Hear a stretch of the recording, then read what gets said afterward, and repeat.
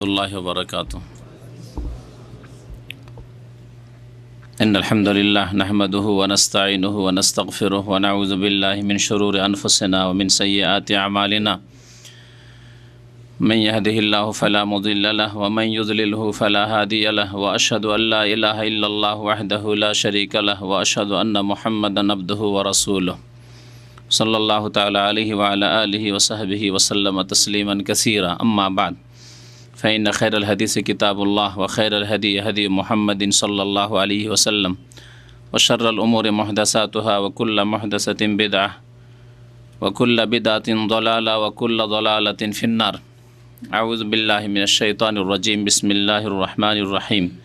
والمرسلات عرفا فالعاصفات عصفا والناشرات نشرا فالفارقات فرقا فالملقيات ذكرا عذرا أو نذرا ইন্নামা তুআদুনা লাওয়াকি। মহান আল্লাহর সমস্ত প্রশংসা যে আল্লাহ পাক রব্বুল আলামিন আমাদেরকে কোরআনুল কারীম দিয়ে হেদায়েত দান করেছেন। সালাত এবং সালাম নাজিল হোক প্রিয় নবী সাল্লাল্লাহু আলাইহি সাল্লামের ওপর, যার প্রতি এই মহাগ্রন্থ আল কোরআন নাজিল হয়েছে এবং যিনি এই কোরআনে কারীমের সঠিক তাফসীর উম্মতের জন্য পেশ করেছেন। আল্লাহুম্মা সাল্লি আলাইহি আল্লাহুম্মা বারিক আলাইহি। আজকে আল্লাহ পাক রব্বুল আলামিনের প্রশংসা এবং নবী সাল্লাল্লাহু আলাইহি সাল্লামের উপর সালাত এবং সালামের পরে তাফসীর করব সূরাতুল মুরসালাতের। সূরা মুরসালাত 29তম পারার শেষ সূরা। এর মাধ্যমে এই পারা শেষ হবে আর তারপর ইনশাআল্লাহ তাআলা 28তম পারার তাফসীর আমরা শুরু করব। মহান আল্লাহ এই সূরার প্রথমে 5টি বিষয় উল্লেখ করেছেন এবং এই 5টি বিষয়ের বা 5টি বস্তুর শপথ করেছেন। এই 5টি বস্তুর নাম ধরে উল্লেখ করেননি বলেই এই বস্তুগুলি কি এ সম্পর্কে ইখতিলাফ রয়েছে, দ্বিমত রয়েছে। এই বস্তুগুলির গুণ আল্লাহ উল্লেখ করেছেন, বিশেষণ বা সিফাত উল্লেখ করেছেন, আর তা হচ্ছে মুরসালাত। আল্লাহ পাক ইরশাদ করেছেন ওয়াল মুরসালাতে ওরফা। একটি বিষয় হচ্ছে মুরসালাত। ফাল আসিফাতে আসফা, দ্বিতীয় বিষয় হচ্ছে আসিফাত। এগুলো কি জিনিস? ওয়ান নাশেরাতে নাশরা, তৃতীয় বিষয় হচ্ছে বা বস্তু হচ্ছে নাশেরাত। ফাল ফারিকাতে ফারকা ফারিকাত। ফাল মুলকিয়াতে যিকরা মুলকিয়াত। এই গুণগুলি কোন কোন বস্তুর গুণ এ সম্পর্কে মতানৈক্য রয়েছে, কারণ নবী করিম সাল্লাল্লাহু আলাইহি সাল্লামের তরফ থেকে স্পষ্ট কোনো তাফসীর এই আয়াতগুলির না থাকায় সাহাবায়ে কেরামদের মধ্যে দ্বিমত রয়েছে। সাহাবায়ে কেরামরা যেমনভাবে এই আয়াতগুলির তাফসীর বুঝেছেন সেইভাবে তারা তাফসীর করেছেন। এই সূরা সম্পর্কে কোন সময় নাজিল হয়েছে ইবনে মাসউদ রাদিয়াল্লাহু তাআলা আনহু একটি হাদিস বর্ণনা করেছেন, সহিহ বুখারীতে রয়েছে। বলছেন ইবনে মাসউদ রাদিয়াল্লাহু তাআলা আনহু যে বাইনামা নাহনু মা রাসূলিল্লাহ সাল্লাল্লাহু আলাইহি ওয়াসাল্লাম ফি গারে মিনা বা ফি গারিন বিমিনা, আমরা মিনার কোনো একটি পাহাড়ের গুহায় ছিলাম রাসূলুল্লাহ সাল্লাল্লাহু আলাইহি ওয়াসাল্লামের সাথে। মিনা জানাই রয়েছে, যেখানে হজ করতে গিয়ে হাজী সাহেবরা কয়েকদিন অবস্থান করেন।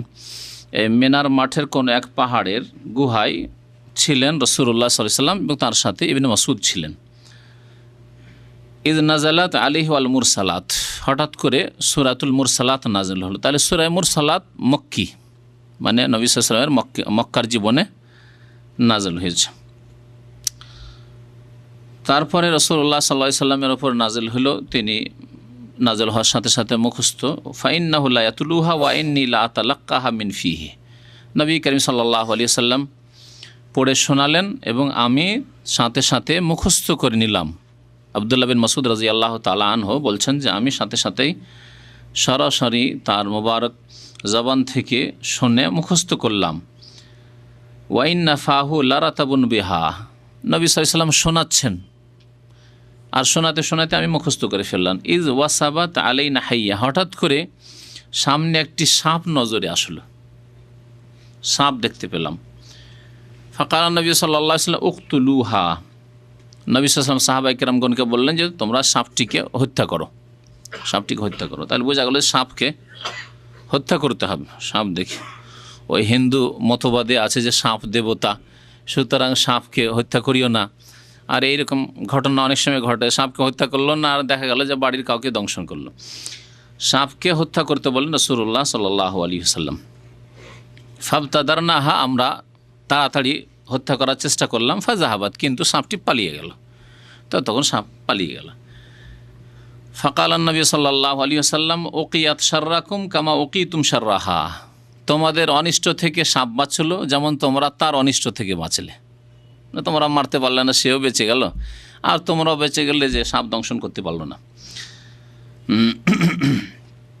তাহলে এই সময় যে ঘটনাটি বললাম, এই সময় সূরা মুরসালাত নবী করিম সাল্লাল্লাহু আলাইহি ওয়াসাল্লামের উপর নাযিল হয়েছে মক্কি জীবনে।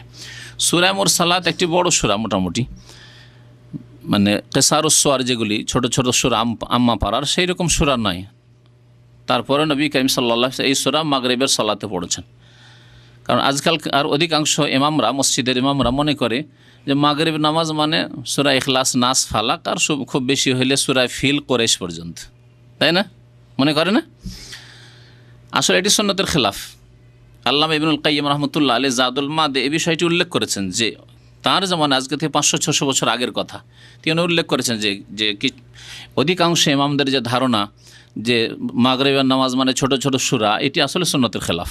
পরবর্তীকালে শুরু হয়েছে। নবী করিম সাল্লাল্লাহু আলাইহি ওয়াসাল্লাম মাঝে মাঝে মাগরিবের নামাজের এক রাকাতে সূরা মুরসালাত পড়েছেন,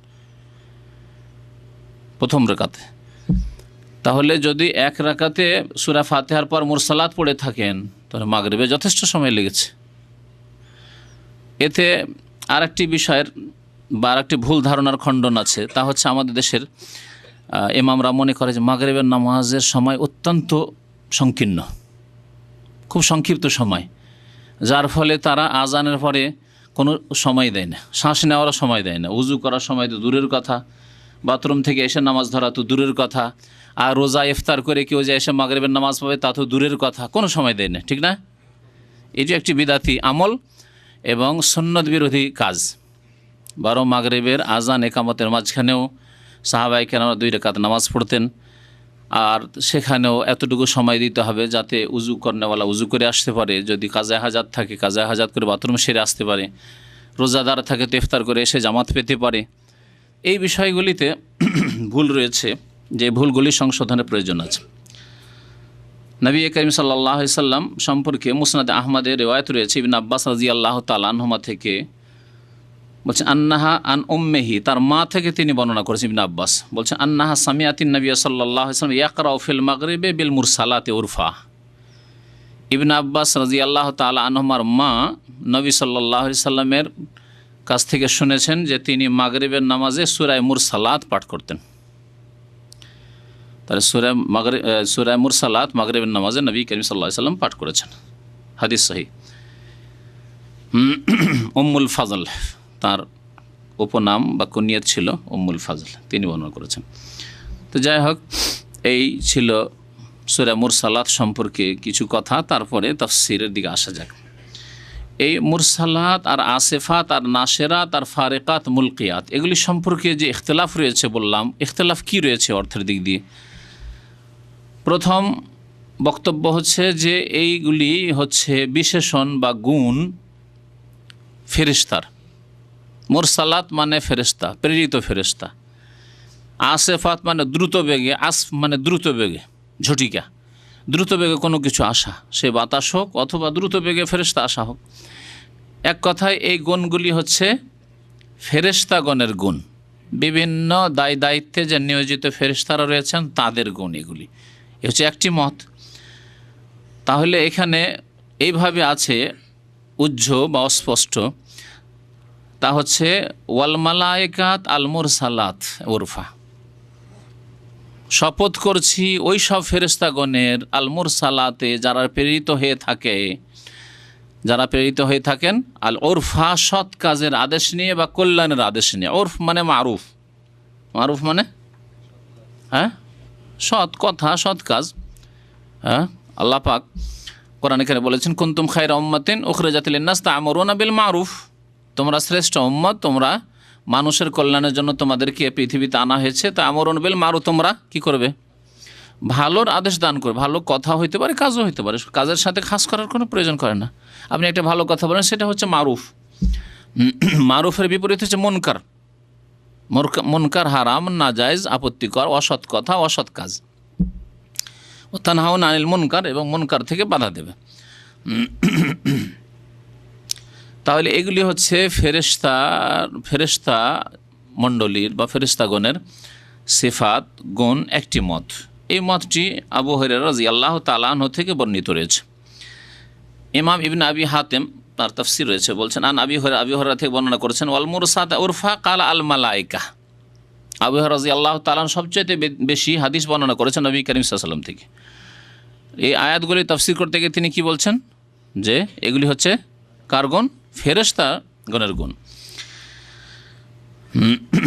পক্ষান্তরে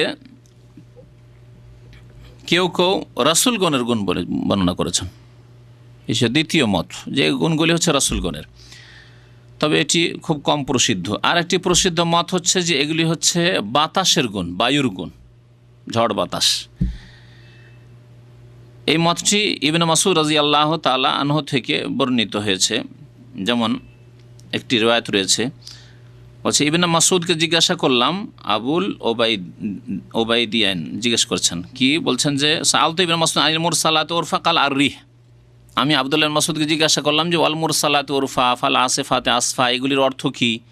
তো তিনি বললেন যে এগুলি বাতাসকে বোঝানো হয়েছে, বায়ুকে বোঝানো হয়েছে। যাই হোক, এই মতগুলি উল্লেখ করার পরে এখন তাফসির শোনেন যে কী তাফসির। যদি ফেরেশতা ধরে নিই তাহলে কী তাফসির হবে, আর বাতাস ধরলে কী তাফসির হবে। আল্লাহ বলছেন আল মুরসালাতে, প্রথম শাব্দিক অর্থ দেখা যায়, কারণ শাব্দিক অর্থ যদি মুশকিল হয় তাহলে আসল বিষয় বোঝা মুশকিল, আর শাব্দিক অর্থ যদি সহজ হয়ে যায় আপনার জন্য, তাহলে তখন সহজে আপনি কোরআন বুঝতে পারবেন। ওয়াও কসমের জন্য, শপথের জন্য, ওয়াল মুরসালাতে, যেমন ওয়াল্লাহি বলছে না, ওয়াল্লাহি মানে কি? আল্লাহর কসম, আল্লাহর শপথ। ওয়াও শপথের জন্য, বা শপথের জন্য, বিল্লাহে, ওয়াল্লাহে, তাল্লাহে, এগুলি শপথের অক্ষর কসমের জন্য। যেমন ওয়াল্লাহ হয়, ওইরকম ওয়াল মুরসালাত, আপনি বান্দা, আমি বান্দা, আল্লাহর কসম করব একমাত্র। কিন্তু আল্লাহ পাক রব্বুল আলামিন তার সৃষ্টি জগৎ থেকে বিভিন্ন বিষয়ের, বিভিন্ন বস্তুর, এমনকি আল্লাহ পাক নিজের জাতেরও শপথ করেছেন। ফাওয়ারাব্বিকা, হে নবী তোমার রবের শপথ করে বলছি, আল্লাহ বলছেন। আল্লাহ পাক নিজের জাতের শপথ করেছেন। ওয়াল্লাইলি ওয়ান নাহারি, আল্লাহ পাক কসম করেছেন। ওয়াল ফজরে ওয়াল আসরে ইন্নাল ইনসানা লাফি খুসর, আছে না? আল্লাহ পাক রব্বুল আলামিন এইরকম তার সৃষ্টি থেকে বহু সৃষ্টির শপথ করেছেন। তার মধ্যে এখানে একটি সৃষ্টি হচ্ছে ওয়াল মুরসালাতে, আসলে ছিল ওয়া উকসিমু, আমি আল্লাহ শপথ করছি। কিসের শপথ করছি? মুরসালাতের। মুরসালাত কি? প্রথম তাফসীর কি বললাম? ফেরেশতা, ধরে নেন ফেরেশতা। তাহলে ফেরেশতা মালাইকা যদি বলি, এমন ফেরেশতাগণের শপথ করছি, আল্লাহ পাকের সৃষ্টি ফেরেশতা, এই ফেরেশতা মালাইকার আল্লাহ পাক শপথ, আমি এমন ফেরেশতা মণ্ডলীর, ফেরেশতা জগতের শপথ করছি যাদেরকে সৎ কাজের বা কল্যাণের আদেশ দিয়ে প্রেরিত করা হয়। আরসালা ইউরসেল মানে প্রেরণ করা, পাঠানো। আরসালা ইউরসেল, ইরসাল থেকে হচ্ছে রসুল, রসুল মানে প্রেরিত। এই জন্য মুহাম্মদুর রাসূলুল্লাহ, মুহাম্মদ সাল্লাল্লাহু আলাইহি ওয়াসাল্লাম আল্লাহ পাকের প্রেরিত, আল্লাহ পাকের প্রেরিত রসুল। মুরসাল বা রসুল, আরসাল ইউরসাল থেকে সে মফুল হচ্ছে মুরসাল, মানে যিনি প্রেরিত। আল্লাহ পাক রসুলগণকে মুরসালিন বলেছেন। কাজ্জাবাত আদুনিল মুরসালিন, আদ সম্প্রদায় রসুলগণকে, মুরসালিন যারা প্রেরিত তাদেরকে মিথ্যা মনে করেছিল, মুরসালিন। ওয়াল মুরসালাতি, মুরসালাতুনের জামা হচ্ছে মুরসালাত, জামা মুয়ান্নাস। আমি শপথ করছি ওই সব ফেরেশতার যারা প্রেরিত হয়ে থাকেন উরফা, সৎ কাজের আদেশ নিয়ে, কল্যাণের আদেশ নিয়ে। আল্লাহ পাক কিছু ফেরেশতা আছে যাদেরকে আল্লাহ পাক ভালো কাজের আদেশ নিয়ে প্রেরণ করেন। বৃষ্টি বর্ষণ করো, ওহী নাজিল করো, হ্যাঁ, ভালো কাজের আদেশ নিয়ে। অমুকের হেফাজত করো, অমুকের শত্রু তাকে এখন ধ্বংস করতে যে তুমি হেফাজত করো, অমুক জায়গায় দুর্ঘটনা ঘটছে, তুমি এই অমুক ব্যক্তির হেফাজত করো, কল্যাণের আদেশ নিয়ে। কল্যাণের আদেশের মধ্যে ওয়াহি নাজিল করাও, আল্লাহ পাকের কল্যাণ ওয়াহি। ওয়াহি যদি নাজিল না হইতো তো আমরা শিরক কুফরি এতে ডুবে থাকতাম। ওরফ ভালো কাজ। তো ওই সব ফেরেশতার শপথ করি, আল্লাহ পাক বলছেন, যেসব ফেরেশতা কল্যাণের আদেশ নিয়ে প্রেরিত হয়ে থাকেন। ফাল আসিফাতে আসফা, ফা অতপর, অতপর শপথ করি। ফা যেহেতু ফাও হারফে আতফ, যেমন ওয়াও মানে এবং হয়ে থাকে, হারফে আতফ বলে, ওই রকম ফা হচ্ছে হারফে আতফ। অতপর শপথ করি ওই সব ফেরেশতাগণের যারা দ্রুত আল্লাহ পাক রব্বুল আলামিনের আদেশ পালনে ছুটে আসে। আল্লাহ পাকের যখন আদেশ হয় দ্রুত ছুটে আসে, ভালোর জন্য হোক অথবা মন্দের জন্য দ্রুত ছুটে আসে। ফেরেশতা অত্যন্ত দ্রুতগামী আল্লাহ পাক রব্বুল আলামিনের মখলুক। ওয়ান্নাশিরাতে নাশরা, এবং ওই সব ফেরেশতার শপথ করি যারা বিক্ষিপ্ত হয়ে ছড়িয়ে পড়েন। নাশারায়ানসুর, বিক্ষিপ্ত হয়ে ছড়িয়ে পড়েন সারা পৃথিবীতে, আল্লাহ পাক রব্বুল আলামিনের আদেশ পালনে ছড়িয়ে পড়েন। ফাল ফারিকাতে ফারকা, এবং ফারক নাশারায়ানসুর মানে বিক্ষিপ্ত করা, আসাফা মানে কোনো জিনিস, এই জন্য দ্রুতগামী বাতাসকে অথবা ঝড়কে বলা হয় আসিফা বলা হয়। রিহুন আসিফ, যা আথা রিহুন আসিফ কোরআনে কারিমে রয়েছে, ঝড়কে বলা হয়েছে, তুফানকে বলা হয়েছে। ফাল ফারিকাতে ফারকা, ফাল ফারিকাতে ফারাকা এফরক মানে পৃথক করা। ওই সব ফেরেশতাগণের, অতঃপর ওই সব ফেরেশতাগণের শপথ করি যে সব ফেরেশতা হক এবং বাতিলের মাঝে পার্থক্য করে থাকে, সৎ অসতের মাঝে পার্থক্য করে থাকে। ফালমুল কিয়াতে জিকরা, ওই সব ফেরেশতাগণের অতঃপর শপথ করে থাকি যে সব ফেরেশতা উপদেশ অর্থাৎ ওয়াহি, জিক্র, ওয়াহি নাজিল করে থাকেন। ওয়াহি নিয়ে আল্লাহ পাকের আদেশ নিয়ে নেমে আসেন। আলকা ইউলকি মানে নিক্ষেপ করা, ওয়াহি নিক্ষেপ করা মানে ওয়াহি নাজিল করে থাকেন। উজরান আও নুজরা, উপদেশ নাজিল করে থাকেন মানব জাতির ওজর বা আপত্তিকে, কোনো ওজরকে শেষ করে দেওয়ার জন্য, আও নুজরা অথবা তাদেরকে সতর্ক করার জন্য। এই ওজরান এবং নজরানের সম্পর্ক হচ্ছে মুলকিয়াতের সাথে, মুলকিয়াতে জিকরা। কতক ফেরেশতা আল্লাহ পাকের আদেশ নিয়ে পৃথিবীতে আসেন, উপদেশ নিয়ে আসেন, আম্বিয়া এবং রাসূলগণের কাছে এসেছেন। যেমন জিবরাইল আলাইহিস সালাম তাদের রাইস, কিন্তু জিবরাইল আলাইহিস সালামের সাথে একটি দল থাকতে পারে, তিনি রাইসুল মালায়েকা। তো তারা ওয়াহি নিয়ে আসেন কি জন্য?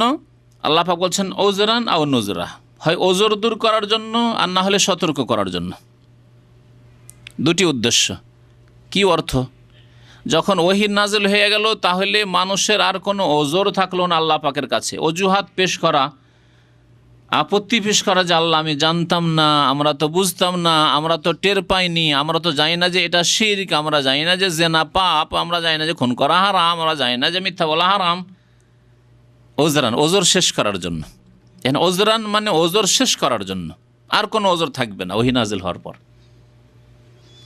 মহান আল্লাহ বলেছেন ওমা কুন্না মুআযযিবিন হাত্তা নাবআসা রাসূলা, আমি কোনো জাতিকে আযাব দিয়ে ধ্বংস করব না যতক্ষণ পর্যন্ত রাসূল প্রেরণ না করব।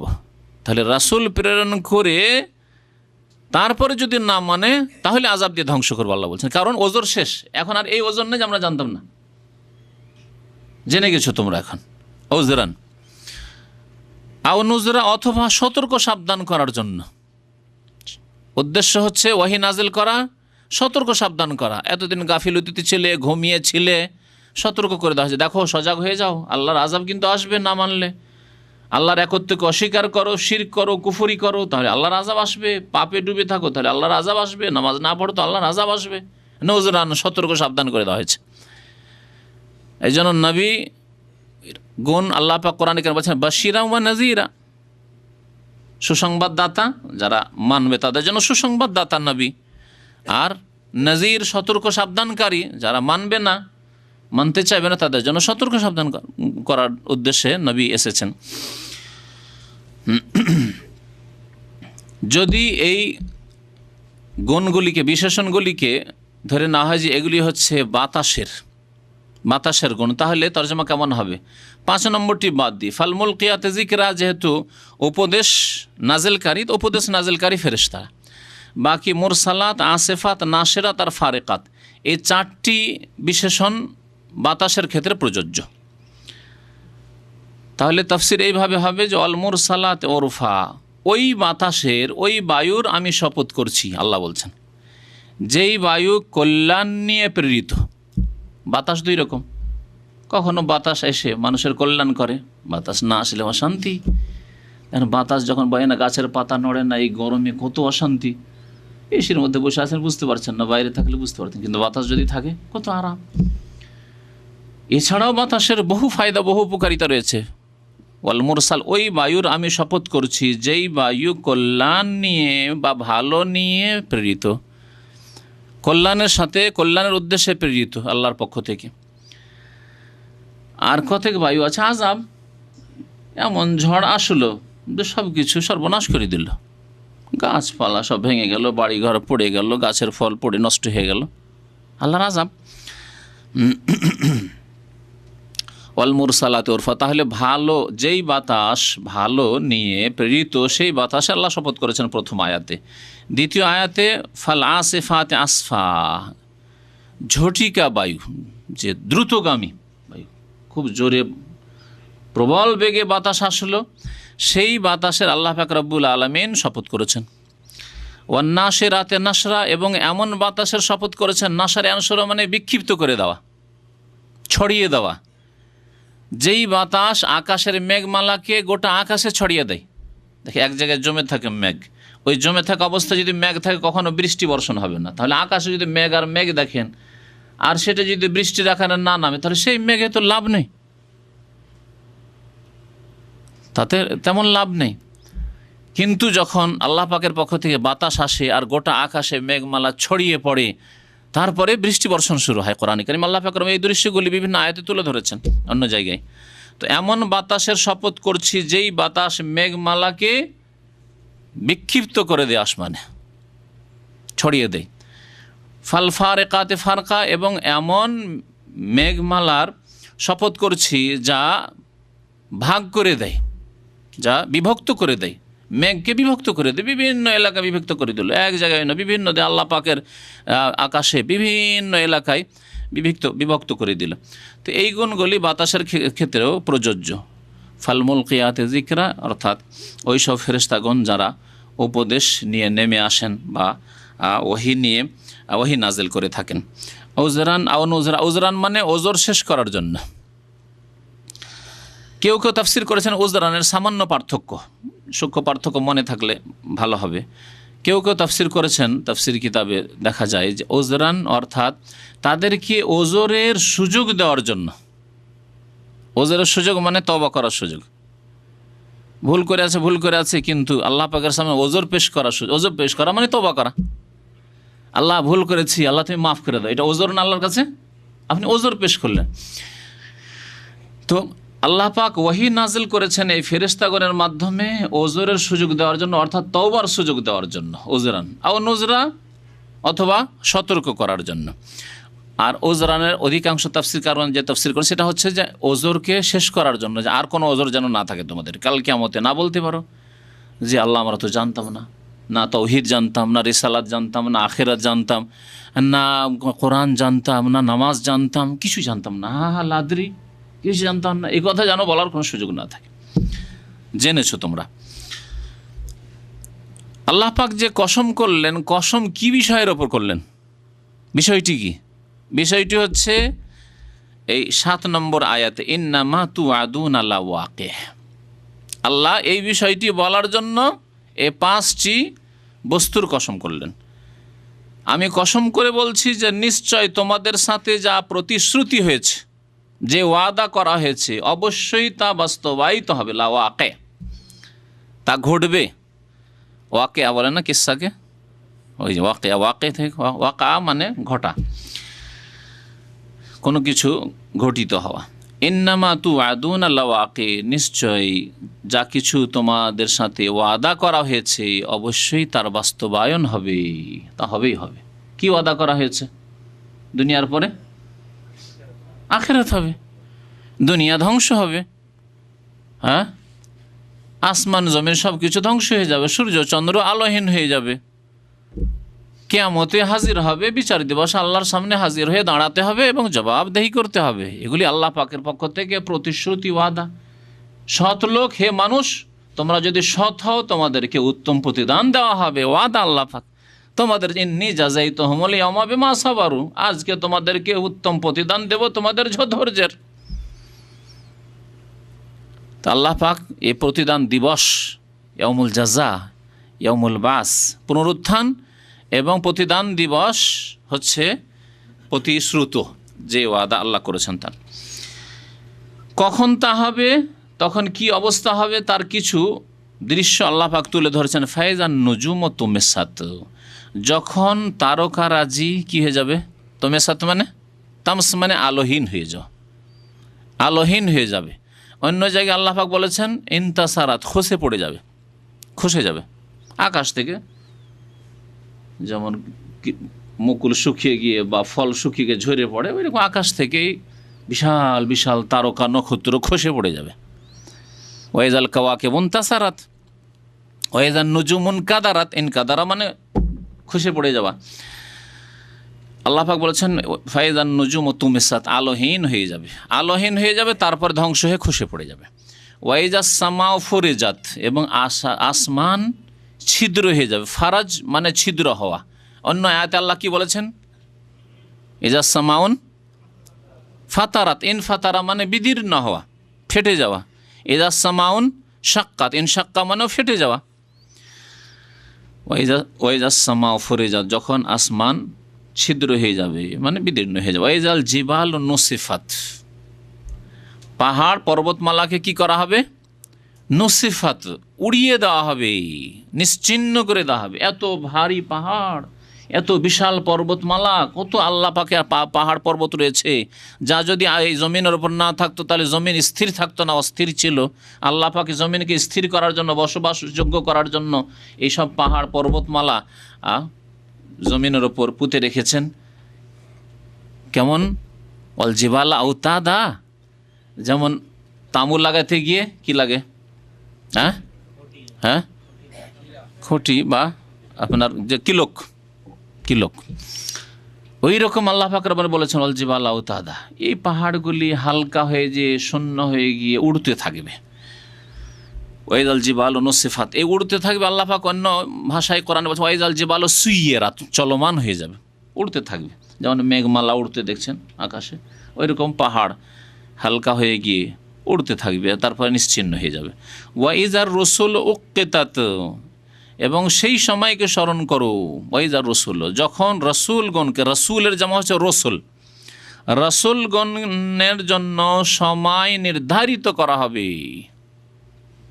কেমন কথা, রসুলগণের সময় নির্ধারণ। ওক্কেতাত, ওয়াক্ত থেকে, ওয়াক্তে তো ওয়াও কাফ তা আছে, ওক্কেতাত, কিন্তু ওই ওয়াও হামজায় রূপান্তরিত হয়ে গেছে ওক্কেতাত। যখন রসুলদের জন্য সময় নিরূপণ করা হবে বা নির্ধারিত করা হবে, এমন সময় নির্ধারিত আছে রসুলগণের সাথে, যেই সময় উপস্থিত হয়ে যাবে। কি নির্ধারিত আছে? আল্লাহ পাক কোরআনে কারীমে সূরা জুমারে বলেছেন, হ্যাঁ, ওয়াজিআ বিন-নাবিয়্যিনা ওয়াশ-শুহাদা'i ওয়া কুযিয়া বাইনাহুম বিল হক, নবী এবং সাক্ষীগণকে আল্লাহ পাক আনয়ন করবেন, নিয়ে আসবেন। যখন মানব জাতি যারা কুফরি করেছে, শিরক করেছে, যারা পাপ করেছে, অস্বীকার করে, আল্লাহ আমরা তো জানতাম না, মিথ্যা বলে, নতুন নতুন আসামি যখন থানা পুলিশে আসে তখন মিথ্যা বলে, মনে করে যে মিথ্যা বললে হয়তো ছেড়ে দেবে, ভাববে যে না ঠিকই আছে, আমরা দোষী নই, আসলে ছেড়ে দেবে।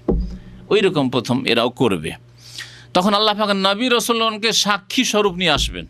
ফাকাইফা ইযা জি'না মিন কুল্লি উম্মাতিন বিশাহিদিন ওয়া জি'না বিকা আলা হাউলাই শাহিদা। আল্লাহ পাক কোরআনে কারীমের একটি আয়াত ইরশাদ করেছেন, কি হবে সেই দিনের অবস্থা।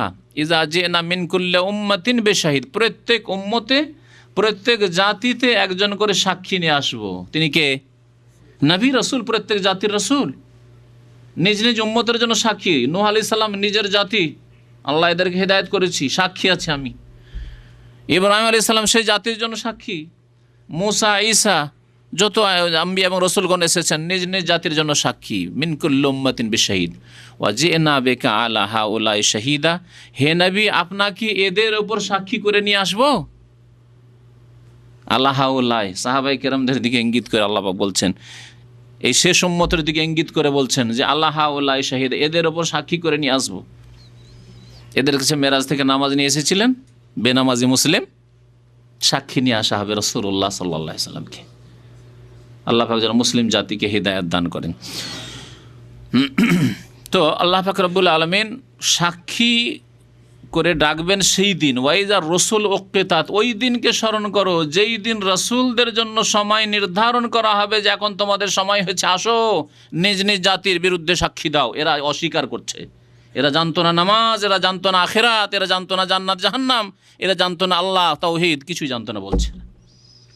নবী রসুলগণকে নিয়ে আসা হবে।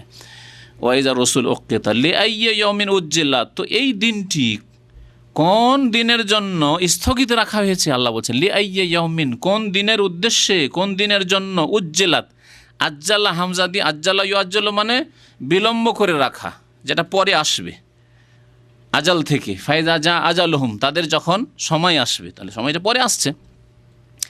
আর আইন যদি হামজার জায়গায় আইন দিয়ে দেন, আজ্জালা মানে হচ্ছে তাড়াতাড়ি আসা। এই জন্য মোহরের ক্ষেত্রে ফিকার কিতাবাদিতে, যদিও সুন্নত হচ্ছে নগদ নগদ মোহর দেওয়া, কিন্তু ফিকার কিতাবাদিতে ভাগ করা হয়েছে মোহরে মুআজ্জাল মানে নগদ নগদ মোহর দেওয়া, এইটি হচ্ছে সুন্নত তরিকা। আর এটা হচ্ছে মোহরে মুআজ্জাল মানে ধার, আজাল, সময় নির্ধারিত করা আছে, অথবা নেই, দিবে কোনো দিন, না দিবে মরার সময় মাফ। এই হলো অধিকাংশ আমাদের সমাজের মুসলিমদের অবস্থা। অথচ নবী করিম সাল্লাল্লাহু আলাইহি ওয়াসাল্লাম একটি বিবাহ পড়াননি। আল্লাহর নবীর সাহাবাই কেরামদের মধ্যে কোনো এক সাহাবীর বিবাহ দেখাতে পারবেন না যে ধার মোহরে বিবাহ হয়েছে। আমাদের সমাজে 1999টা বলা হলো, সবগুলি ভাগ করার প্রয়োজনই নেই, সবগুলি সব বাকি মোহরের বিবাহ, সব বাকি মোহরের বিবাহ, সুন্নতের খেলাফ বিবাহ। আল্লাহ পাক বলেন লিআইয়্যি ইয়াউমিন উজ্জিলাত, এই কোন দিনের উদ্দেশ্যে স্থগিত রাখা হয়েছে, মানে নবী রসুলগণকে সাক্ষী করে জানা হবে এটা কখনকার জন্য স্থগিত রাখা হয়েছে, কখন হবে আল্লাহ জিজ্ঞেস করছেন, আর জিজ্ঞাসা করে স্বয়ং নিজেই উত্তর দিচ্ছেন। যেমন কদর সম্পর্কে আল্লাহ পাক জিজ্ঞাসা করেছেন, ইন্না আনজালনাহু ফি লাইলাতুল কদর ওয়া মা আদরাকা মা লাইলাতুল কদর, লাইলাতুল কদর কি? আল্লাহ তারপরে জবাব দিচ্ছেন লাইলাতুল কদর খায়রুম মিন আলফি শাহর। ওই রকম এখানে আল্লাহ পাক রব্বুল জিজ্ঞাসা করেছেন যে কোন দিনের জন্য স্থগিত রাখা হয়েছে এই বিষয়টিকে, তারপর উত্তর দিচ্ছেন লিয়াউমিল ফাসল, চূড়ান্ত ফয়সালার দিনের উদ্দেশ্যে। চূড়ান্ত ফয়সালা যেদিন হবে, দেখেন দুনিয়ায় চূড়ান্ত ফয়সালা হবে না, আপনার কারো সাথে আদান প্রদানের দ্বন্দ্ব থাক, অথবা তৌহিদ আর শিরকের দ্বন্দ্ব হোক, আল্লাহর একত্ব আর বহুত্বের দ্বন্দ্ব হোক, ঈমান আর কুফরির দ্বন্দ্ব হোক, আর সুন্নত আর বিদাতের দ্বন্দ্ব হোক, কে হক কে বাতিলে আছে এর দ্বন্দ্ব হোক, আর সাংগঠনিক দ্বন্দ্ব হোক, আর জামাতি দ্বন্দ্ব হোক, আর যে কোনো দ্বন্দ্ব, রাজনৈতিক দ্বন্দ্ব হোক, দুনিয়াতে চূড়ান্ত ফয়সালা হবে না। অনেক সময় যে হক পথে আছে তাকে দুর্বল মনে করা হচ্ছে, আর তাকে ভুল আর ভ্রান্ত মনে করা হচ্ছে, তাই না? অনেক সময় দেখা যাচ্ছে যে বাতিল মনে করছে, বা বাতিলকে লোকেরা মনে করছে এরাই হক পথে আছে। কিন্তু আখেরাত এমন একটা সময়, বিচার দিবস, ইয়াউমুল ফাসল, যেই দিন চূড়ান্ত ফয়সালা হবে, হক স্পষ্ট হয়ে যাবে, বাতিল স্পষ্ট হয়ে যাবে, হকপন্থী স্পষ্ট হয়ে যাবে এরাই হকপন্থী, আর বাতিলপন্থী স্পষ্ট হয়ে যাবে যে এরা বাতিলপন্থী, জান্নাতি জাহান্নামী সুস্পষ্ট হয়ে যাবে। এখন অনেক জাহান্নামীকে অনেকে জান্নাতি মনে করছেন, আর অনেক জান্নাতিকে আল্লাহর নেক বান্দাকে ফাসেক বা বিদাতি মনে করছেন।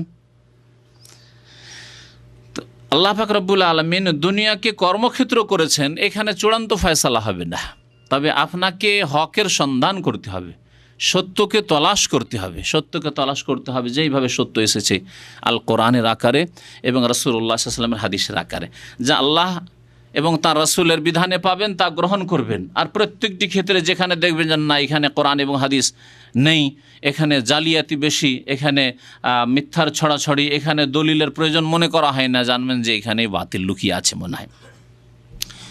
আল্লাহ পাক বলছেন ওমা আদরাকা মা ইয়াউমুল ফাসল, হে নবী তুমি কি করে জানবে যে চূড়ান্ত ফয়সালার দিবস কি? ওয়াইলু ইয়াউমাইযিল লিল মুকাজ্জিবিন, সেই দিন দুর্ভোগ আর দুর্ভোগ। ওয়াইল মানে দুর্ভোগ, ধ্বংস, হালাক, সর্বনাশ, এগুলি হচ্ছে ওয়াইলের অর্থ।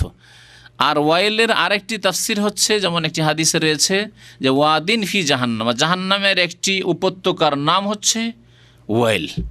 তাহলে এর অর্থ এও করা যেতে পারে যে সেই দিন জাহান্নাম রয়েছে কার জন্য? লিল মুকাজ্জিবিন ইয়াউমাইজিন, সেই দিন অর্থাৎ বিচার দিবস, কিয়ামতের দিন।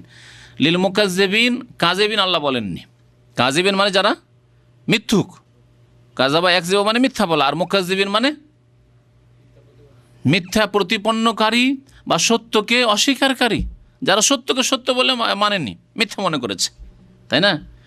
তাহলে আল কোরআন সত্য, দ্বীন ইসলাম সত্য, আল্লাহর একত্ব তৌহিদ সত্য, নবীর আদর্শ সুন্নত সত্য, এগুলিকে যারা মিথ্যা প্রতিপন্ন করেছে, এগুলিকে প্রত্যাখ্যান করেছে, প্রত্যাখ্যানকারী বলতে পারেন।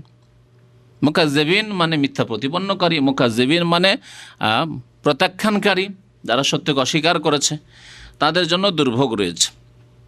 ওয়াইলুন ইয়াউমাইজিন লিল মুকাজ্জিবিন। আলাম নুহলিকিল আউয়ালিন, আল্লাহ পাক এখানে উপদেশ দিচ্ছেন মানব জাতিকে, তোমরা কি ইতিহাস পড়ো না? মানব জাতির ইতিহাস জানো না যে আমি কি ধ্বংস করিনি প্রাচীন যুগের লোকদেরকে, আগের লোকদেরকে, যারা পূর্ববর্তী লোক ছিল তাদেরকে আমি ধ্বংস করিনি? আদ সম্প্রদায়ের ঘটনা জানো না? এই আরব উপদ্বীপে আদ সম্প্রদায়ের এলাকা হচ্ছে আরবুল খালি, যে সৌদি আরবের মধ্যে যে 1/4 সৌদি আরবের 1/4 অংশ এখনও শূন্য পড়ে আছে, মরুভূমি আর মরুভূমি। ওমান আর দুবাইয়ের এলাকা, এখান থেকে আলাসারা এই রাস্তার দিকে যখন যাবেন আর কোনো জনবস্তি নেই।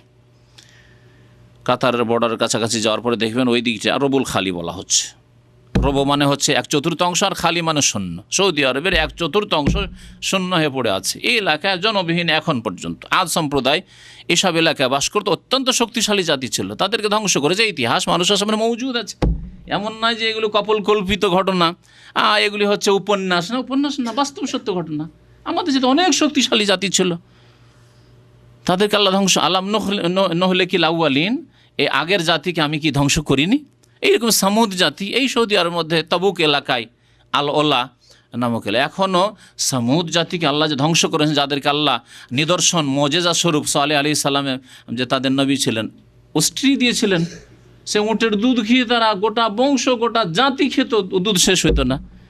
উটকে জবাই করে দিন, আল্লাহ পাকের আযাবে এসে তাদেরকে ধ্বংস করল।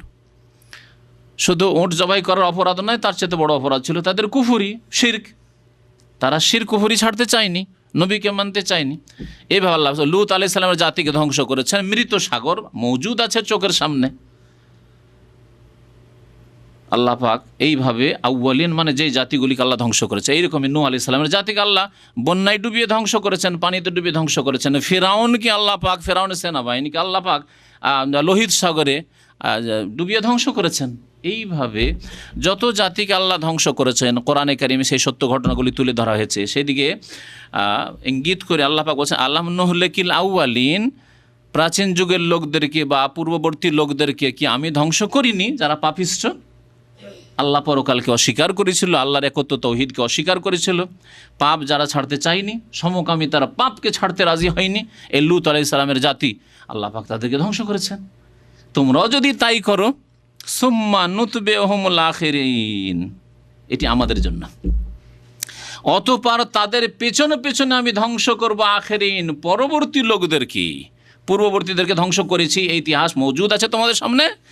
আর পরবর্তী লোকদেরকে অর্থাৎ তোমাদেরকে ধ্বংস করব তাদের পরে পরে, যদি তোমরা এইরকম করো। তোমরা ইমানের জায়গায় যদি কুফরি করো, বিশ্বাসের জায়গায় অবিশ্বাস করো, তৌহিদের জায়গায় যদি শিরক করো, সুন্নতের জায়গায় বিদাত করো, নামাজি হওয়ার জায়গায় বেনামাজি হও, সৎ কাজের জায়গায় যদি অসৎ কাজ পাপে ডুবে যাও, সুম্মা নুতবিউহুমুল আখিরিন, পরবর্তীদেরকে তারপরেই আমি ধ্বংস। আতবা ইউতবিউ মানে পেছনে পেছনে বা পরে কোনো কাজ করা। আল্লাহ পাক তারপরে তার নীতিমালা উল্লেখ করেছেন, কাযালিকা নাফআলু বিল মুজরিমিন, আমি অপরাধীদের সাথে এই রকমই করে থাকি। অপরাধী যারা পাপিষ্ঠ তাদের সাথে আমি এই রকমই করে থাকি। আগের জাতিকেও তাদের অপরাধের জন্য ধ্বংস করেছি, আর এই জাতি উম্মাতে মুসলিমা রাসূলুল্লাহ সাল্লাল্লাহু আলাইহি ওয়াসাল্লাম উম্মত যদি এইরকম কাজ করে তাহলে তাদেরকেও এইভাবে ধ্বংস করব। তবে নবী করিম সাল্লাল্লাহু আলাইহি ওয়াসাল্লামের একটি দোয়া আছে, জানা আছে? কি দোয়া?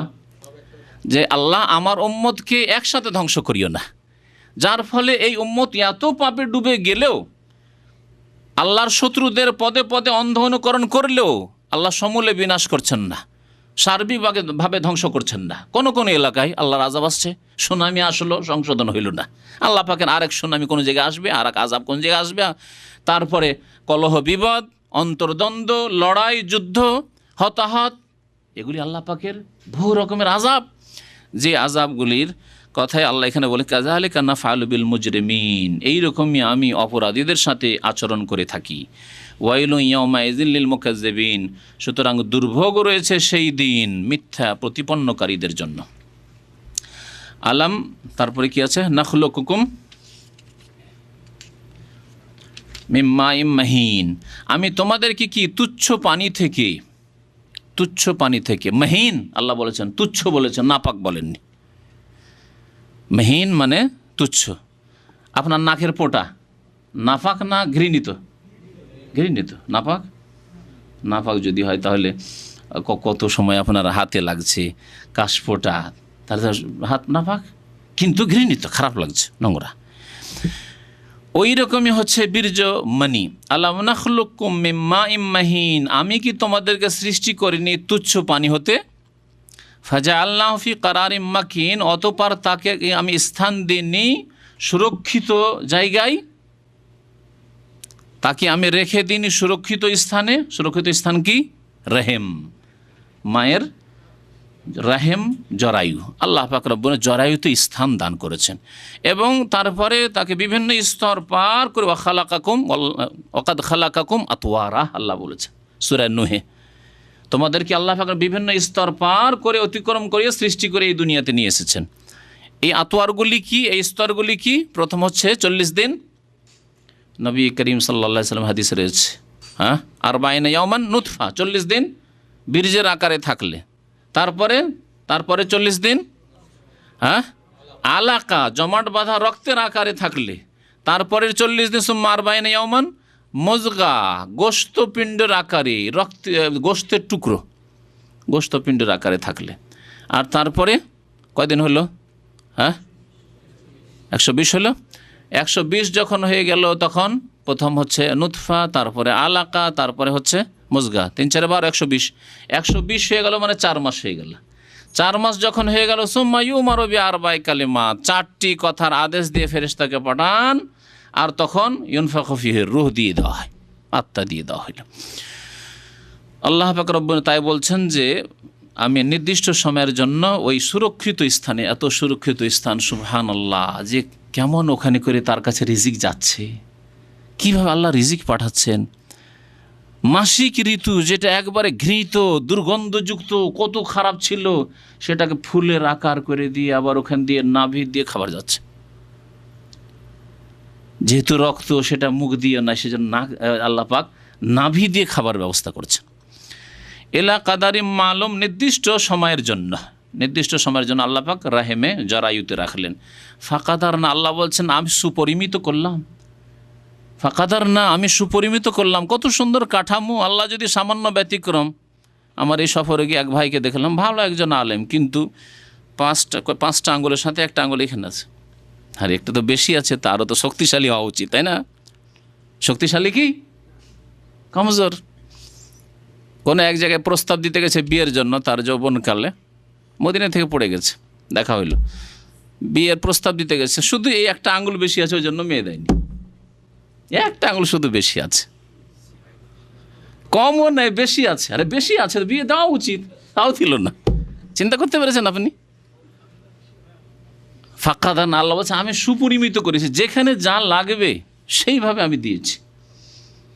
মাথাটা যদি একটু বড় হয়ে যায় তাও দেখতে খারাপ লাগছে, আবার যদি ছোট হয়ে যায় মাথা, তাও খারাপ লাগছে। সুপরিমিত, দেখেন কোনটা আল্লাহ সুপরিমিত করেননি। এই আঙ্গুলগুলি দেখেন ছোট বড় হয়েছে, তারপরে ভালো লাগছে। সমান যদি হয়ে যেত, আরে সমান হলে ভালো হওয়া উচিত না, ভালো না। আঙ্গুলগুলি যদি আল্লাহ সমান করে দিতেন ভালো হইতো না। ফাকাদার না, ওয়াল্লাযী কাদ্দারা ফাহাদা, যিনি সুপরিমিত করেছেন।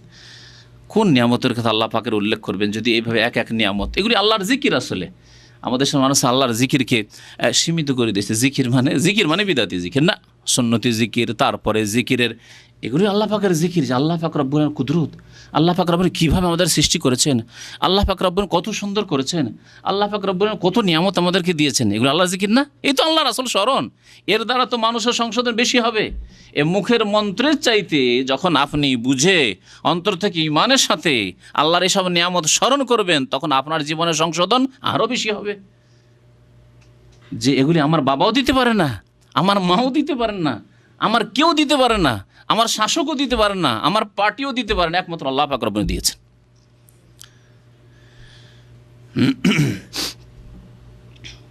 তো আল্লাহ পাক বলছেন ফাকাদার না, আমি সুপরিমিত করলাম, ফানেমাল কাদেরুন, আমি কত উত্তম, নেমা ফেল মাধা, কত উত্তম সুপরিমিতকারী, অথবা কাদেরুন মানে সক্ষম, আমি কত সুন্দরভাবে সৃষ্টি করতে সক্ষম, এই অর্থ করা যেতে পারে। কাদারা একদেরও মানে সুপরিমিত করা, পরিমাণ নির্ধারণ করা, আর কাদার একদেরও মানে সক্ষম হওয়া। আল্লাহ পাক কাদের, আল্লাহ পাক কাদির, আল্লাহ পাকের নামের মধ্যে এই নামগুলি রয়েছে।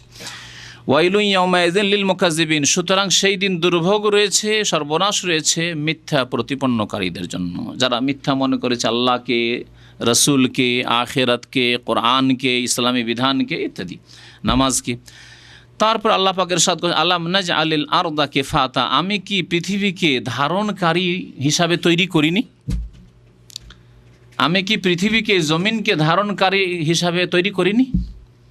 আল্লাহ পাক জমিনকে ধারণকারী কেফাত বলেছেন। কাফাতা একফেতো মানে হচ্ছে মিলানো, নিজের সাথে মিলিয়ে নেওয়া।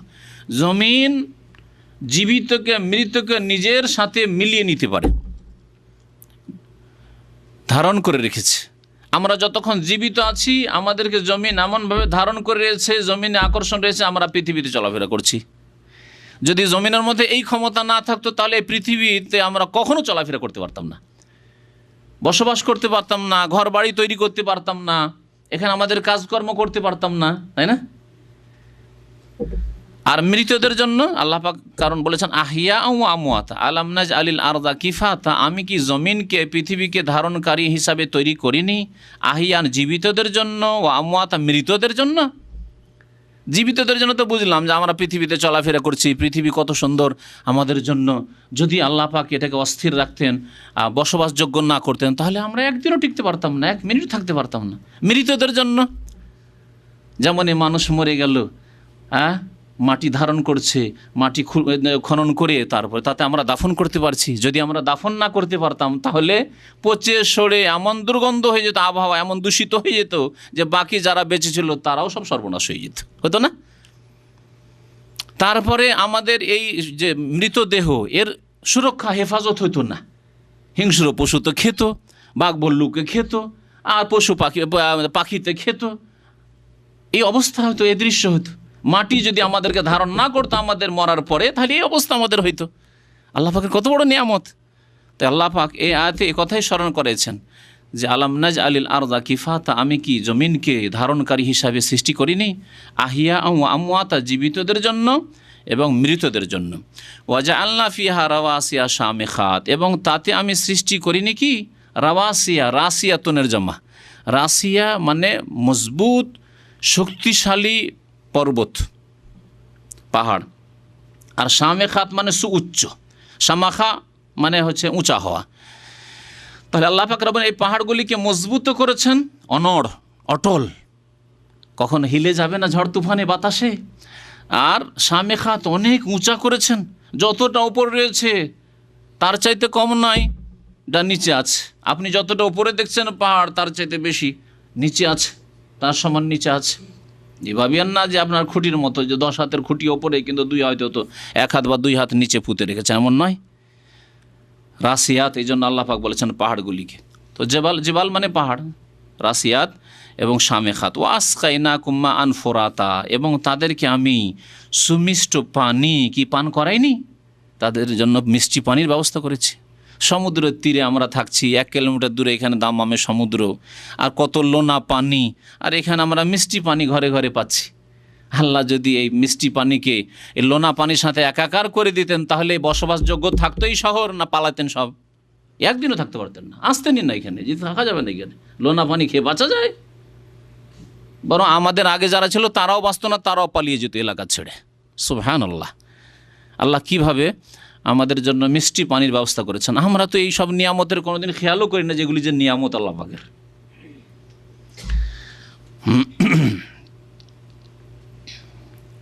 ওয়াইলুন ইয়াউমাইযিল লিল মুকাজ্জিবিন, সেই দিন দুর্ভোগ রয়েছে মিথ্যা প্রতিপন্নকারীদের জন্য। ইনতালিকু ইলা মা কুনতুম বিহি তুকাজ্জিবুন, আল্লাহ বলছেন তোমরা চলো, মানব জাতিকে আল্লাহ বলছেন, পাপিষ্ঠদেরকে বিশেষ করে, ওই দিকে যা তোমরা মিথ্যা মনে করতে, জাহান্নামকে মিথ্যা মনে করতে, সাজা শাস্তিকে মিথ্যা মনে করতে, আল্লাহর আযাবকে মিথ্যা মনে করতে, আল্লাহর পাকড়াও আল্লাহ যে ধরবেন এটাকে দূরের বিষয়।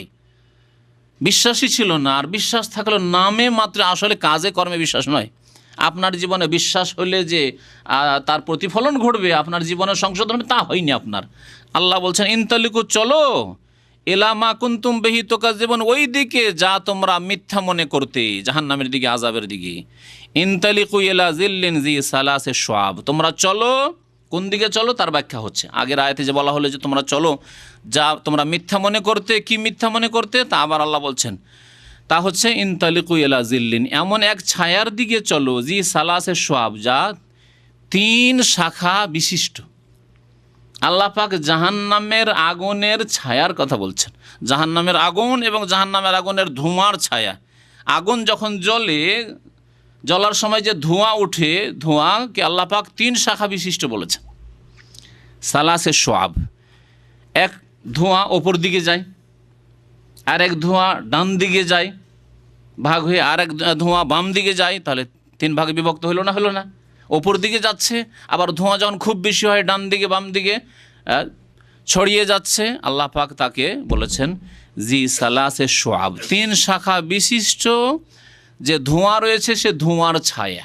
ধোঁয়া তো ছায়া ছায়া ভাব মনে হয়, যেমন মেঘলা আকাশ থাকলে ছায়া মনে হয়, তেমনি ধোঁয়া যখন কোনো এলাকায় খুব বেশি থাকে ছায়া মনে হয় না?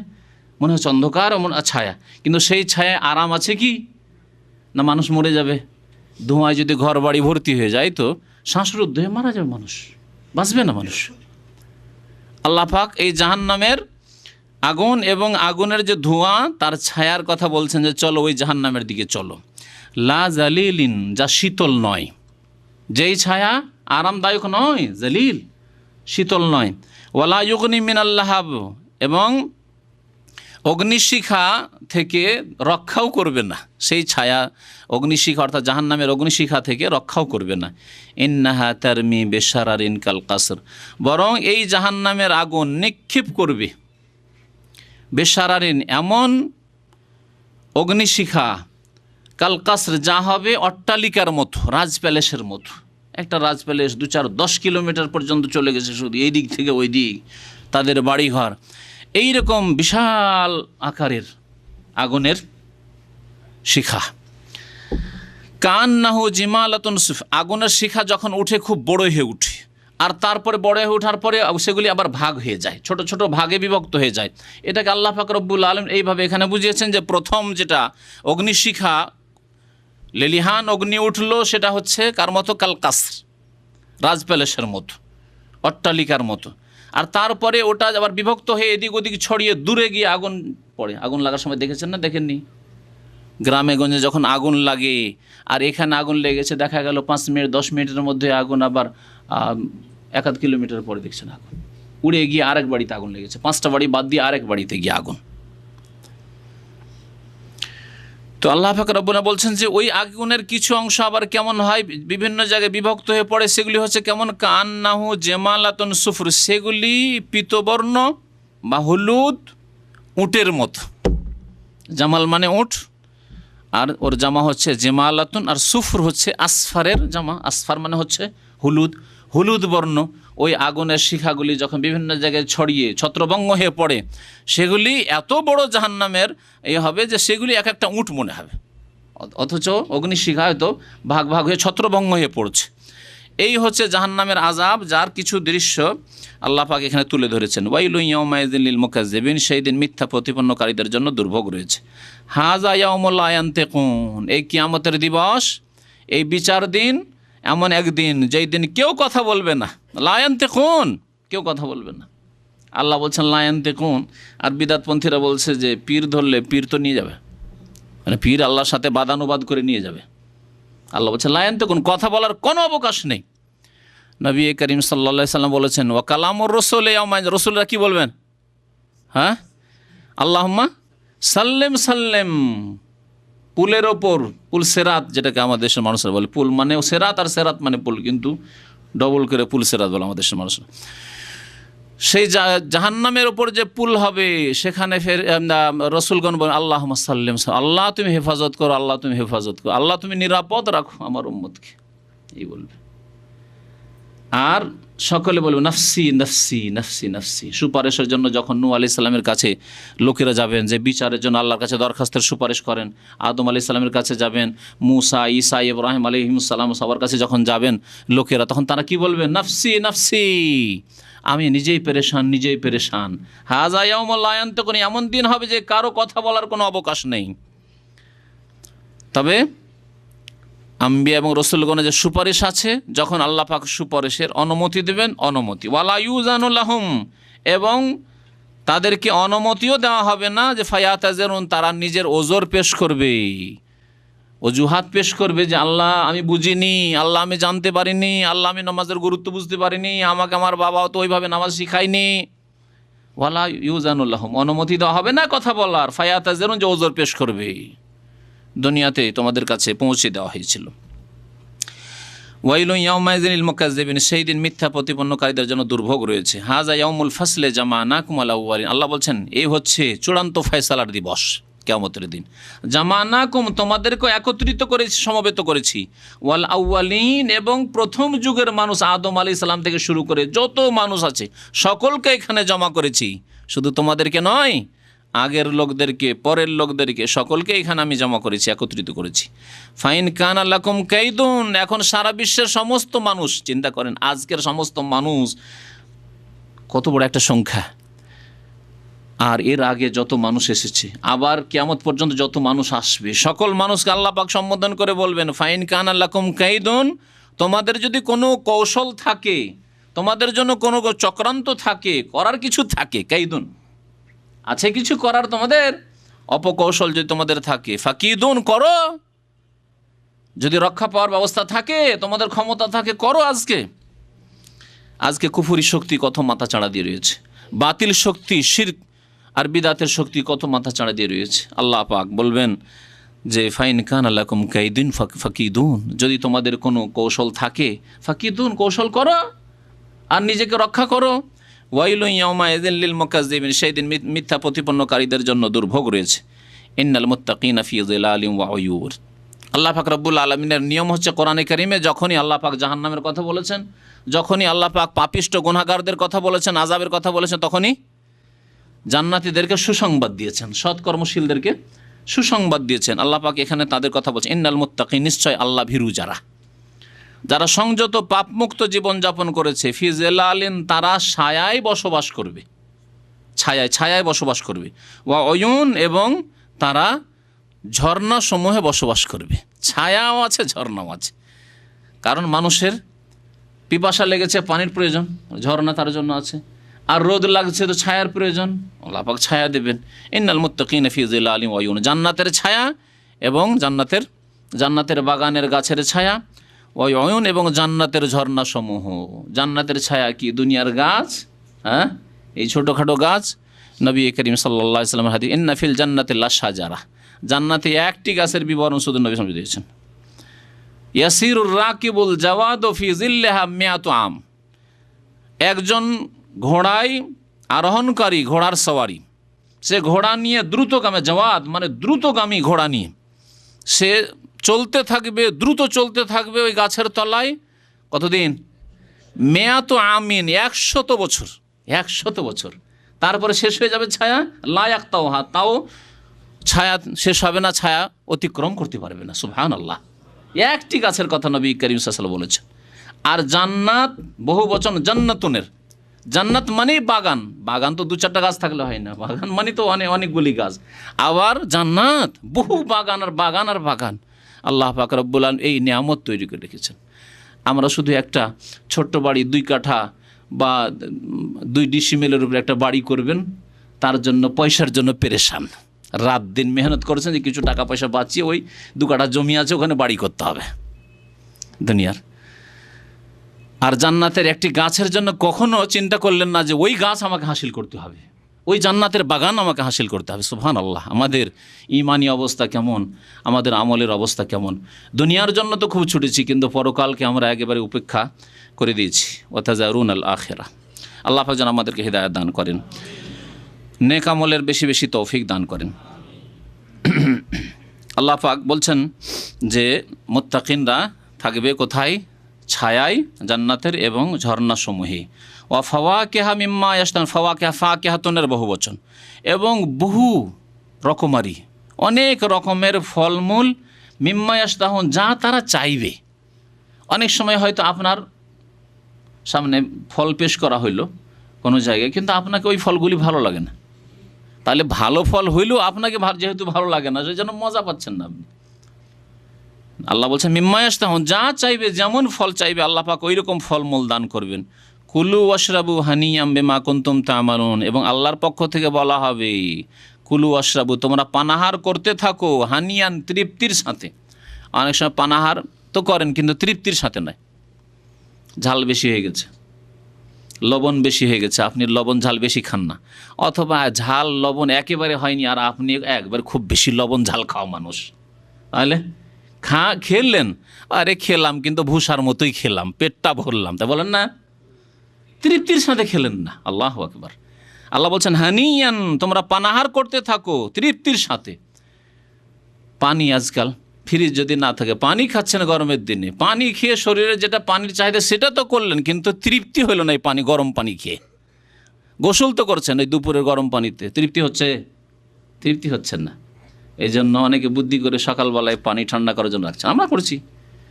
ওই ট্যাঙ্কির পানি আগুনের মতো গরম হয়ে যায়, সকালে ফজরের আগে পানি কয়েক বালতিতে পানি রেখে দিলাম, ওইটা দুপুর হইতে হইতে জোহরের সময় হইতে হইতে ঠান্ডা হয়ে থাকবে, অথবা 2 দিন আগে থেকে ঠান্ডা করে রেখেছি পানি। সুবহানাল্লাহ, তৃপ্তির জন্য শুধু। গোসল তো হইলো, নাপাকি থাকলে নাপাকি গরম পানি দিও, নাপাকি দূর হয়ে যাবে দুপুরের ওই ট্যাঙ্কির পানি দিয়ে, কিন্তু তৃপ্তি হচ্ছে না, না পান করে না গোসল করে। আল্লাহ বলছেন কুলু ওয়াশরাবু, পানাহার করতে থাকো, হানিয়ান আরামের সাথে, তৃপ্তির সাথে, বিমা কুনতুম তা'মালুন, কারণ তোমরা আমল করেছিলে, তোমাদের আমলের বিনিময়ে। আমল দিয়ে জান্নাত ক্রয় করা যায় না, তবে আমল হচ্ছে জান্নাত পাওয়ার, আল্লাহর রহমত পাওয়ার উপায়। কারণ নবী করিম সাল্লাল্লাহু আলাইহি ওয়াসাল্লাম বলেছেন যে কেউ আমল দিয়ে জান্নাত খরিদ করতে পারবে না, তবে আমল আল্লাহর রহমত পাওয়ার ওসিলা, মাধ্যম হবে, আল্লাহ রহম করবেন। প্রত্যেকে আল্লাহর রহমতে জান্নাত যাবে, কিন্তু আল্লাহর রহমত হবে না যদি তার আমল না থাকে, ফরজ ওয়াজিব ঠিক না থাকে, হারাম নাজায়েজ থেকে বেঁচে না থাকে কমপক্ষে।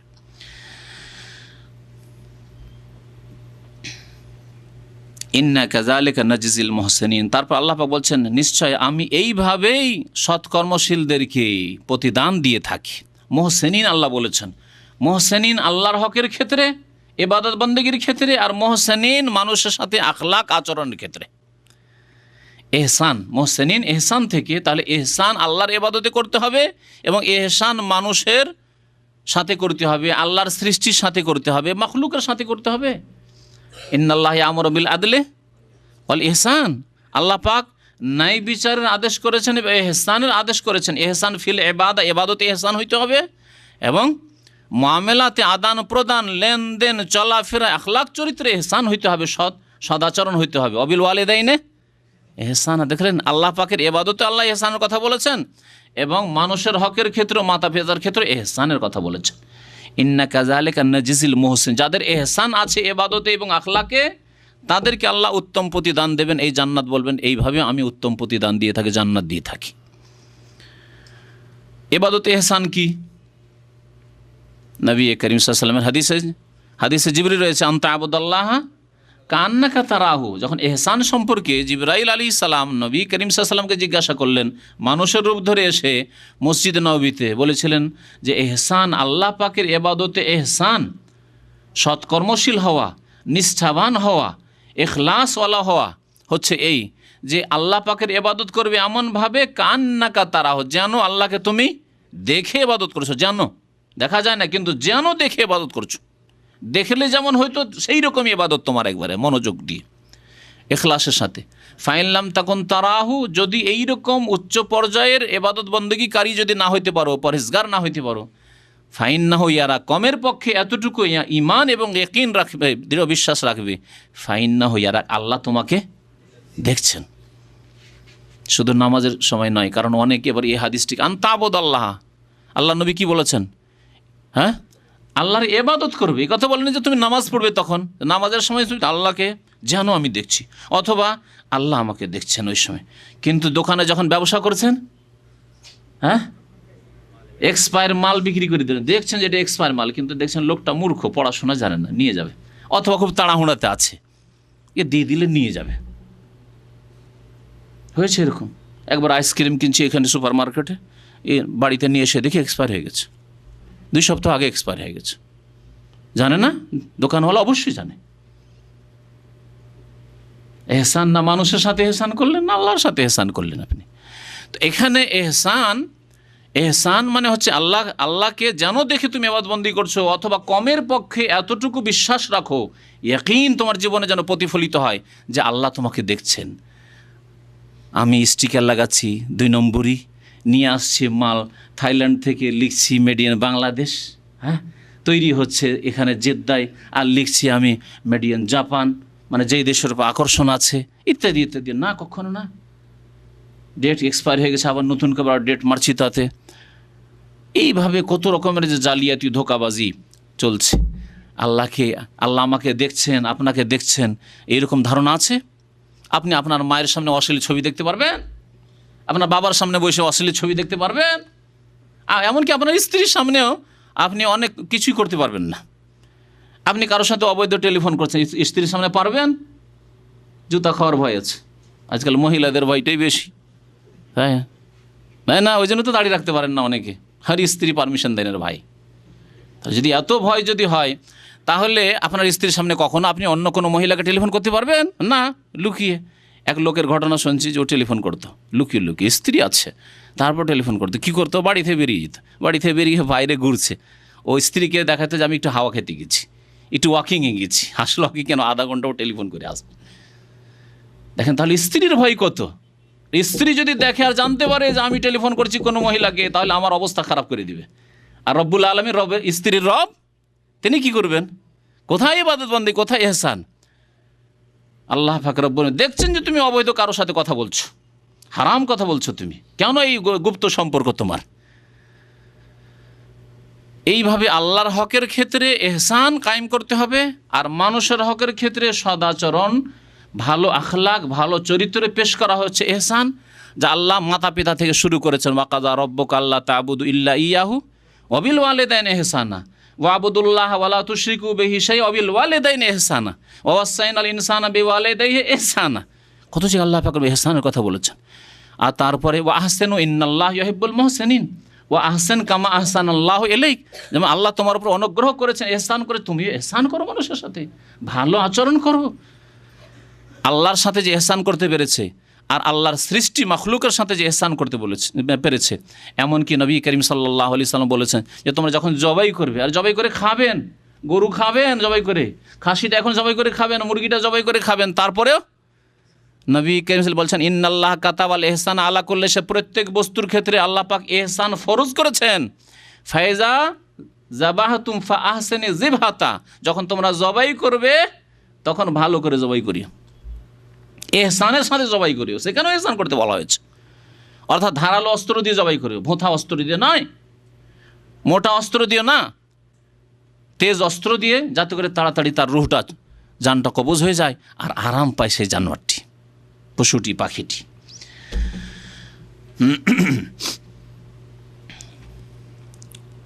তো বলছিলাম যে ইন্না কাযালিকা নাজজিল মুহসিনিন, আল্লাহ বলবেন নিশ্চয় আমি এইভাবেই মুহসিনিনদেরকে, সৎকর্মশীলদেরকে, এহসানকারীদেরকে বদলা দিয়ে থাকি, প্রতিদান দিয়ে থাকি।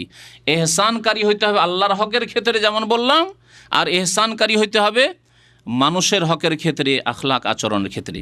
ওয়াইলু ইয়াউমাইযিন লিল মুকাজ্জিবিন, সেই দিন দুর্ভোগ মিথ্যা প্রতিপন্নকারীদের জন্য। কুলু ওয়া তামাত্তাউ কালিলান ইন্নাকুম মুজরিমুন, আল্লাহ পাক আবার ফিরে আসছেন পাপিষ্ঠদের দিকে, গুনাহগারদের কথা আবার বলছেন।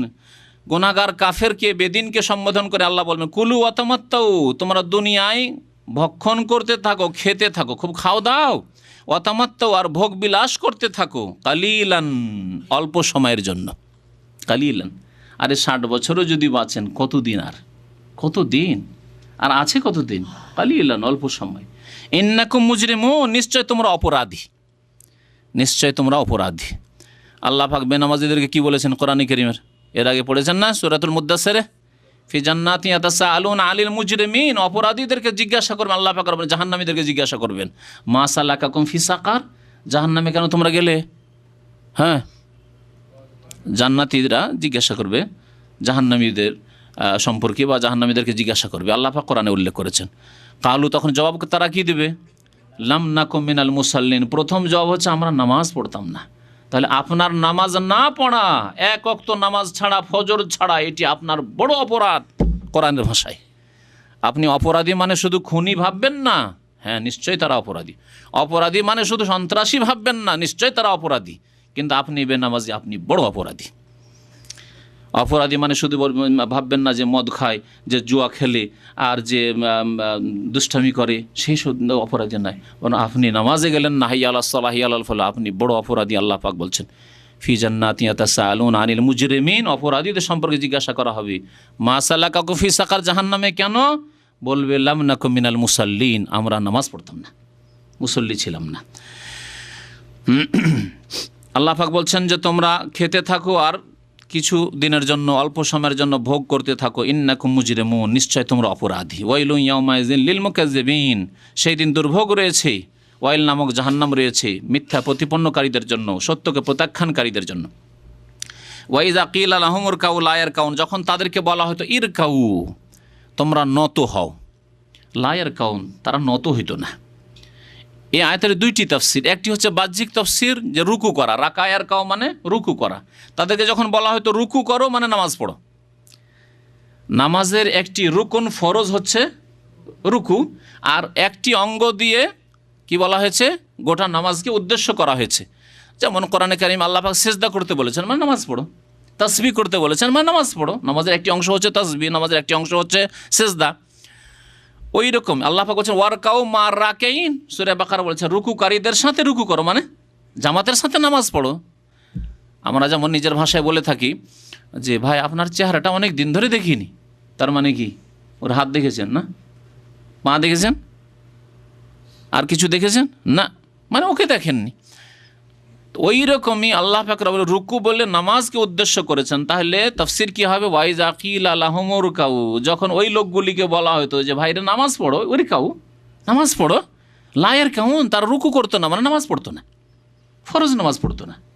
ওয়াইলুন ইয়াউমাইযিন লিল মুকাজ্জিবিন, সেই জন্য এইরকম মিথ্যা প্রতিপন্নকারী, সত্যকে প্রত্যাখ্যানকারীদের জন্য ওয়াইল নামক জাহান্নাম রয়েছে, বা সর্বনাশ রয়েছে, দুর্ভোগ রয়েছে।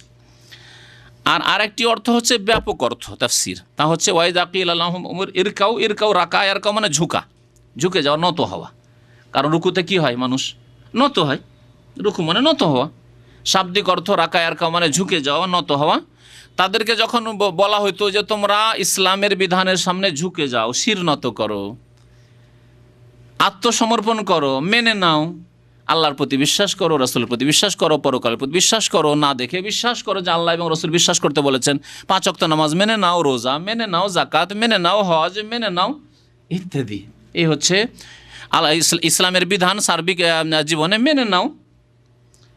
ওয়াইযা কিলা লাহুমুর কাউ, যখন তাদেরকে বলা হতো যে তোমরা নত হয়ে যাও ইসলামী বিধানের সামনে, লায়ের কাউন, তারা নত হতো না, নতি স্বীকার করতো না, না না আমরা এইসব মানবো না।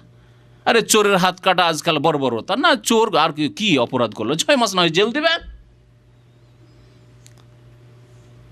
সেই লোকটি না হয় খুন করে দিয়েছে যেন তাকে হত্যা করতে হবে কেসাস, না না না এটা বর্বরতা, আর খুব বেশি কি করবেন, 5 বছর জেল দেন, এ হলো মানবরচিত বিধান। যারা এইরকম করবে, ওয়াইযা কিলা লাহুমুর কাউ, ইসলামী বিধানের সামনে শির নত করো, আল্লাহ যা বলেছেন তা পালন করো। আল্লাহ পাক যাদেরকে নেতৃত্ব দিয়েছেন তাদেরকে জিজ্ঞাসা করবেন যে এই খুনের কেসাস কেন হইল না, এই চোরের হাত কেন কাটা হইল না, এই জেনার জন্য সংসার কেন করা হইল না, অবিবাহিত জেনা করেছে তাকে কোড়া কেন লাগানো হইল না।